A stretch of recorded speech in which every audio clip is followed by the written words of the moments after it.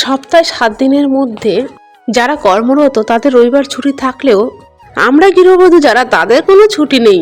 এই গৃহবধূদের 365 দিন তো 365 দিন ডিউটি তাদের করতেই হবে। তাতে তোমার জ্বর আসুক বা শরীর খারাপ হোক সেটা কেউ তোমার দেখবে না, কারণ তুমি তো দিন শেষে কোনো অর্থ পরিবারের জন্য দিতে পারো না। যদি তুমি কিছু অর্থ পরিবারের জন্য দিতে পারতে তাহলে হয়তো তোমার শরীর খারাপ বা তোমার অসুস্থটাকে সেদিন ছুটি দিত, কিন্তু তা না। তারা মনে করে যে আমাদের গৃহবধূদের কোনো শরীর খারাপ, জ্বর বা অসুস্থতা আমরা হই না।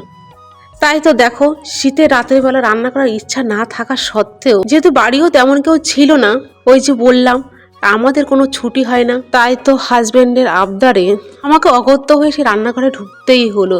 তার জন্য তৈরি করতে হলো আলু ফুলকপি ভাজা। আর এদিকে যেহেতু আমার শ্বশুরমশাই ছিলেন, তিনি যেহেতু মিষ্টি এবং পিঠে এই জাতীয় খাবার খেতে খুবই পছন্দ করে, তাই ওনার জন্য একটু বানিয়ে নিলাম পাটিসাপটা। আমি আগে কখনো পিঠে তেমন করে বানাইনি, এই ফার্স্ট টাইম। জানি না কতটা কি পেরেছি বা পারছি।